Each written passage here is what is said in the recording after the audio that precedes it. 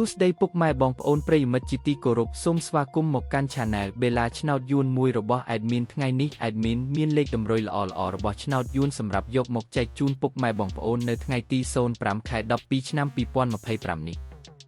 ដូចនេះ Admin មិនចង់ចាយពេលវេលារបស់ពុកម៉ែបងប្អូនយូរតោះយើងមកតាមដានលេខតម្រុយឆ្នោតរបស់យើងទាំងអស់គ្នាសម្រាប់លេខតម្រុយ2លេខមានលេខ86លេខ57និងចុងក្រោយលេខ34សម្រាប់លេខតម្រុយអូស2លេខមានលេខតម្រុយទី1អូស80និងលេខតម្រុយចុងក្រោយអូស50សម្រាប់លេខតម្រុយ3លេខមាន860គុណនិង342គុណសម្រាប់លេខតម្រុយថ្ងៃនេះ Admin សូមជូនពរឲ្យពុកម៉ែបងប្អូននិងប្រិយមិត្តទាំងឡាយជួបតែសំណាងល្អទាំងអស់គ្នាហេងមានលាភមានជ័យ